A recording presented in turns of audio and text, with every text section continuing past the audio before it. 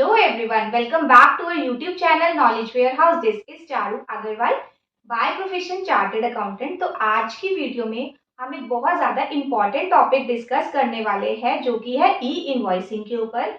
ई invoicing के लिए एक नोटिफिकेशन आई थी 10 मई 2023 को कि जो ई इनवॉइसिंग के लिए जो टर्नओवर है वो लिमिट डिक्रीज हो गई है। तो आज की वीडियो में हम बात करेंगे कि क्या टर्नओवर की अब लिमिट हो गई है, किन किन सप्लाई पे ये एप्लीकेबल है, किन पे नहीं है, कौन कौन से सेक्टर्स इसके अंदर आते हैं, हम कैसे एग्रीगेट टर्नओवर अपनी चेक करते हैं। तो वीडियो को बिल्कुल स्किप मत करना। तो चलिए स्टार्ट करते हैं आज की वीडियो।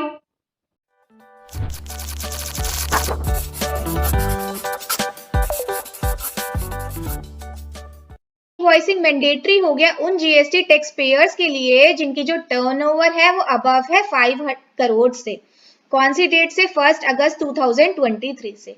मतलब कि वो जीएसटी के टैक्स पेयर जिनकी जो टर्नओवर है 5 करोड़ से एक्सीड करती है तो उनको ई इनवॉइसिंग मैंडेटरी हो गया। कौन सी डेट से? 1 अगस्त 2023 से। पहले ये जो लिमिट थी 1 अक्टूबर 2020 के टाइम 500 करोड़ थी, फिर ये रिड्यूस होकर 1 जनवरी 2021 में 100 करोड़ हो गई, फिर ये 1 अप्रैल 2021 में और रिड्यूस होकर 50 करोड़ हो गई, फिर ये 1 अप्रैल 2022 में रिड्यूस होकर 20 करोड़ हो गई, फिर 1 अक्टूबर 2022 में ये 10 करोड़ हो गई और अब ये 1 अगस्त 2023 से 5 करोड़ की हो गई है। तो देखते हैं आगे। Central board of indirect taxes ने अनाउंस किया है एक नोटिफिकेशन नंबर 2023। कौन सी डेट को आई है नोटिफिकेशन? 10 मई 2023 में, जिसमें लिखा हुआ है कि उन्होंने रिड्यूस कर दी ई इनवॉइसिंग की टर्नओवर 5 करोड़ तक, जो कि इम्प्लीमेंटेड कब से है? 1 अगस्त 2023। मतलब कि ई इनवॉइसिंग की जनरेशन मैंडेटरी हो गई वो सारे टैक्स पेयर्स के लिए जिनकी जो एनुअल एग्रीगेट टर्नओवर है वो एक्सीड करती है 5 करोड़ से किसी भी ईयर में, in any year from 17-18 onwards. अब वो 17-18 क्यों बोल रहा है? क्योंकि जो हमारा जीएसटी है वो कब से एप्लीकेबल हुआ है? 17 से। 1 जुलाई 2017 को एप्लीकेबल हुआ था, इसलिए वो हमें इसीलिए ही बोल रहा है कि जो हमें टर्नओवर है वो कंसिडर करनी है 17-18 से। ठीक है, तो 17-18 से लेकर अभी तक हम सारी चेक करेंगे। सारे ईयर्स में अगर किसी भी ईयर में हमारी जो टर्नओवर है, एग्रीगेट टर्नओवर है 5 करोड़ से एक्सीड करती है तो हमें क्या करना पड़ेगा? ई इनवॉइसिंग मैंडेटरी हो जाएगा, तो हमें ई इनवॉइसिंग करना पड़ेगा।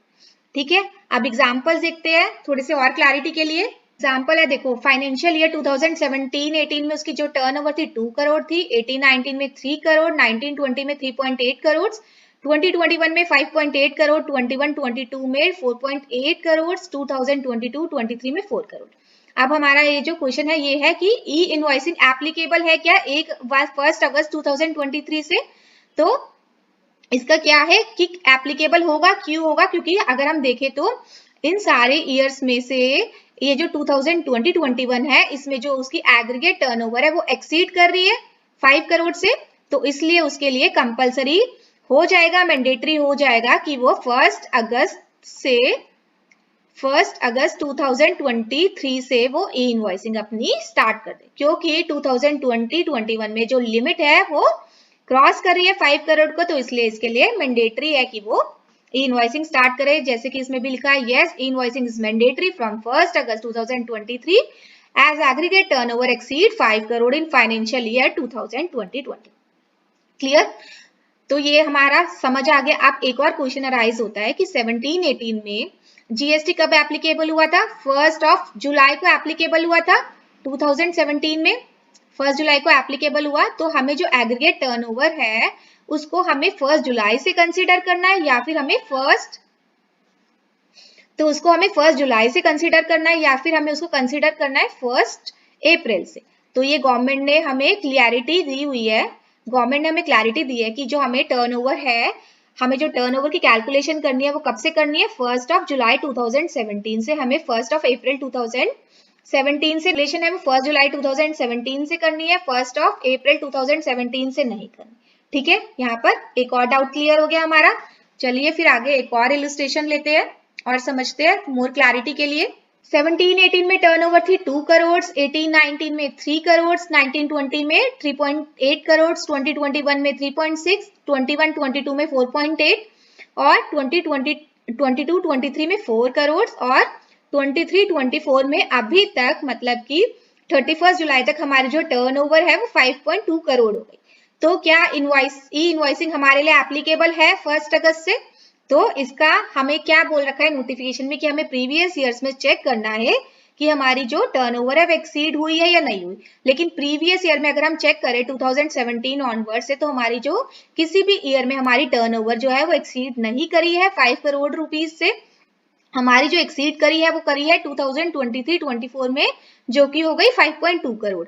तो हमारे लिए हमारी जो एप्लीकेबिलिटी है इनवॉइसिंग की वो 1 अगस्त से एप्लीकेबल नहीं है, बल्कि जो हमें इनवॉइसिंग करनी है वो कौन सी डेट से करनी है, बल्कि हमें 1 अप्रैल 2024, मतलब कि हमें इनवॉइसिंग करनी है नेक्स्ट ईयर से। क्योंकि नेक्स्ट ईयर में अगर हम चेक करेंगे प्रीवियस ईयर का, तो तब हमारी टर्नओवर जो है वो एक्सीड करी है 5 करोड़ से। तो इसलिए 1 अगस्त से हमारी एप्लीकेबिलिटी नहीं है, हमारी एप्लीकेबिलिटी है नेक्स्ट ईयर से 1 अप्रैल 2024 से। तो देखो यहाँ पर भी ये लिखा है नो इनवॉइसिंग, ये लिखा है नो इनवॉइसिंग जो मैंडेटरी नहीं है 1 अगस्त से, क्योंकि जो एग्रीगेट टर्नओवर है वो एक्सीड नहीं कर रही 17-18 ऑनवर्ड से। तो इनवॉइसिंग मैंडेटरी कब से है? 1 अप्रैल 2024 से, क्योंकि जो टर्नओवर है एक्सीड कर रही है फाइनेंशियल ईयर 2023-24। क्लियर? तो नेक्स्ट ईयर से इस केस में हमें क्या है 1 अप्रैल से हमारे लिए इनवॉइसिंग मैंडेटरी हो जाएगी 1 अप्रैल 2024 से। तो नेक्स्ट हम समझते हैं एग्रीगेट टर्नओवर में क्या क्या चीजें आती है। एग्रीगेट में हमारी आती है टैक्सेबल सप्लाईज, एग्जम्प्ट सप्लाईज और एक्सपोर्ट वाली सप्लाईज। और इसके अंदर हमें क्या कंसीडर करने हैं, अगर हमारे एक ही पैन नंबर पे बहुत सारे जीएसटी नंबर्स है तो हमें क्या करना है, लेना है सारे जीएसटी नंबर पे जितनी भी हमारी सप्लाईज है उन सबको ऐड करके हम एग्रीगेट टर्नओवर की कैलकुलेशन करेंगे। तो समझ आ गई एग्रीगेट टर्नओवर क्या होती है, taxable supply plus exempt supply plus export supply considering all GST numbers having same pan. कौन कौन से डॉक्यूमेंट्स कवर्ड होते हैं हमारे ई इनवॉइस के अंदर? हमारा एक इनवॉइस कवर होता है, एक डेबिट नोट कवर्ड होता है, एक क्रेडिट नोट कवर्ड होता है। तो इन तीनों केसेस में ही हमें ई इनवॉइस फॉलो करना है। क्लियर यहाँ तक? देखते हैं कौन कौन सी ऐसी सप्लाईज है जो कि हमारी कवर्ड होती है ई इनवॉइस के अंदर, कौन कौन सी सप्लाईज पे हमें ई इनवॉइस इशू करना है। तो सबसे पहले जो हमारी फर्स्ट सप्लाईज है वो है supplies to registered person.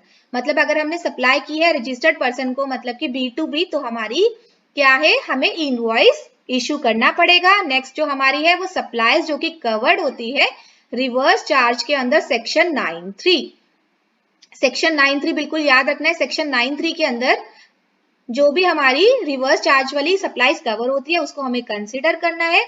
Next हमारी कौन सी सप्लाईज है जो हमने SCZ को की है, चाहे हमने विद पेमेंट की है या फिर विदाउट पेमेंट की है, वो भी हमारा ई इनवॉइस के अंदर कवर हो गई। नेक्स्ट हमारा एक्सपोर्ट किया हमने विद या विदाउट पेमेंट कैसे भी की है, वो भी हमारी ई इनवॉइस सप्लाईज के अंदर कवर्ड होगी। नेक्स्ट हमारी है डीम्ड एक्सपोर्ट भी कवर होगा। और नेक्स्ट हमारा है कि टू B2G, मतलब B2G मतलब हमने गवर्नमेंट को सप्लाई की है, तब भी हमारा ई इनवॉइस एप्लीकेबल होगा। और उन्हीं गवर्नमेंट को, उन्हीं को ही जो कि रजिस्टर्ड हुए हैं जीएसटी के अंदर, किस लिए रजिस्टर्ड हुए हैं, सिर्फ डिडक्शन करने के लिए, टीडीएस की डिडक्शन करनी है, इसलिए उन्होंने जीएसटी में रजिस्ट्रेशन कराया है। ठीक है, इसके ऊपर भी एक सर्कुलर आया हुआ है। तो क्लियर है यहाँ पर कौन कौन सी सप्लाईज कवर होती है, रजिस्टर्ड पर्सन की सप्लाईज, रिवर्स चार्ज कौन सा, सिर्फ 9(3) वाला, 9(4) की बात नहीं की हुई, सिर्फ 9(3) की बात की हुई है। SCZ को किया है, एक्सपोर्ट किया है, डीम्ड एक्सपोर्ट किया है, या फिर सप्लाई किया हमने B2G, गवर्नमेंट को सप्लाईज की है। तो यहाँ पर क्लियर होता है कौन कौन सी सप्लाईज हमारी ई इनवॉइस के अंदर आती है। नेक्स्ट हम देखते हैं कौन कौन सी सप्लाईज जो है हमारी ई इनवॉइस के अंदर नहीं आती, किस सप्लाईज में हमें ई इनवॉइस नहीं इशू करना। सबसे पहले हमारी सप्लाईज है B2C, मतलब हमने B2C को अगर कोई सप्लाईज है तो उस पे हमें ई इनवॉइस नहीं इशू करना। अगर नील रेटेड है या फिर होली एग्जम्प्टेड है उस केस में भी हमें इनवॉइस इशू नहीं करना, क्योंकि उस केस में तो हमारा बिल ऑफ सप्लाई इशू होता है। उसके बाद हमारी जो है रिवर्स चार्ज के अंदर, जो कि सेक्शन 9(4) के अंदर आती है, हम ऊपर हमने बात की थी कि जो 9(3) वाली है उसके लिए हमें ई इनवॉइस इशू करना पड़ेगा। जो हमारा 9(4) है उसके लिए हमें ई इनवॉइस इशू नहीं करना पड़ेगा। नेक्स्ट हमारा है, अगर हमारे फाइनेंशियल कमर्शियल क्रेडिट नोट्स है उस केस में भी हमारा ई इनवॉइस नहीं इशू होगा। अगर हमारी हाई सी सेल्स है या फिर बॉन्डेड वेयर हाउस सेल्स है उस केस में भी हमारा इनवॉइस इशू नहीं होगा। वो क्यों नहीं होगा? क्योंकि उसको हम सप्लाई ऑफ गुड और सर्विसेज कंसीडर ही नहीं करते। नेक्स्ट हमारा है इंपोर्ट ट्रांजेक्शन्स में भी हमारी ई इनवॉइस इशू नहीं होगा। तो हमने ये चीज भी कवर कर ली, कौन कौन सी सप्लाईज पे हमारा ई इनवॉइस नहीं इशू होने की नीड है।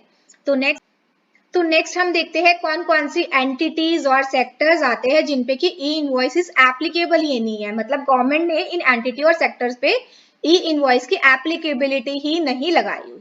सबसे पहले आता है हमारा स्पेशल इकोनॉमिक जोन यूनिट्स। हमने ऊपर किसकी बात की थी? डेवलपर्स की बात की थी। यहाँ पर हम किसकी बात कर रहे हैं? यूनिट्स की बात कर रहे हैं। तो स्पेशल इकोनॉमिक जोन यूनिट्स पे इनवॉइसिंग की एप्लीकेबिलिटी नहीं है। नेक्स्ट किस पे नहीं है? जीटी है, in relation to transportation of goods by road in a good carriage. मतलब जीटीए उन जीटीए पे जो कि ट्रांसपोर्टेशन कर रहे हैं गुड्स की बाय रोड के थ्रू और गुड कैरेज के अंदर, उन पे भी एप्लीकेबल नहीं है। और बैंकिंग कंपनीज पे, फाइनेंशियल इंस्टीट्यूशन पे, एनबीएफसी पे भी एप्लीकेबिलिटी नहीं होती ई इनवॉइस की। इंश्योरर्स के ऊपर भी एप्लीकेबिलिटी नहीं होती। Suppliers of services by way of admission to exhibition of cinematograph films in multiplex screens के ऊपर भी एप्लीकेबिलिटी नहीं है इनवॉइस की। Next, person register in term of rule 14 of GST rules OIDAR, मतलब कि online information database access and retrieval की services में अगर कोई पर्सन रजिस्टर्ड है तो उन पे भी ई इनवॉइस की एप्लीकेबिलिटी नहीं होती। Next, suppliers of passengers transportation services पे भी ई इनवॉइसिंग की एप्लीकेबिलिटी नहीं है। तो ये सारे ऐसे सेक्टर्स हैं जिनको की गवर्नमेंट ने जिन पे की गवर्नमेंट ने ई इनवॉइस एप्लीकेबल ही नहीं किया। तो क्लियर? तो इस वीडियो में हमें समझ आ गया कि एग्रीगेट टर्नओवर कितनी होनी चाहिए? 5 करोड़ रुपीस होनी चाहिए। प्रीवियस ईयर में देखनी है हमें, 2017 ऑनवर्ड्स देखनी है हमें, 2017 ऑनवर्ड्स देखनी है क्या क्या हमें एग्रीगेट।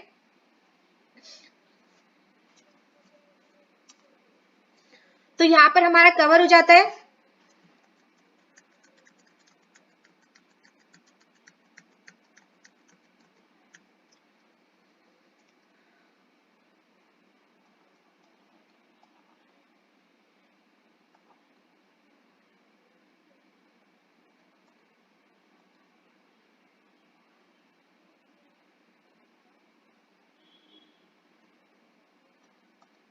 तो यहाँ पर हमारा कवर हो गया कि कौन एग्रीगेट टर्नओवर की लिमिट क्या है, क्या क्या टर्नओवर की लिमिट में इंक्लूड होता है, कैसे हम चेक करते हैं प्रीवियस ईयर में कौन कौन सी सप्लाईज इंक्लूड है इनवॉइस के अंदर, कौन कौन सी सप्लाईज इंक्लूड नहीं है, और कौन कौन सी एंटिटी और सेक्टर्स पे ई इनवॉइसिंग एप्लीकेबल नहीं है। तो आज की वीडियो में इतना ही। अगर आपको इस टॉपिक पे कोई डाउट है तो आप मुझे कमेंट बॉक्स में भी डाल सकते हैं, मेल भी कर सकते हैं। और अगर आपको मेरी वीडियो अच्छी लगी तो मेरे चैनल को लाइक, सब्सक्राइब और शेयर जरूर करिए, जिससे मैं जो भी वीडियो अपलोड करूं तो आपको नोटिफिकेशन मिलती रहे। Thank you.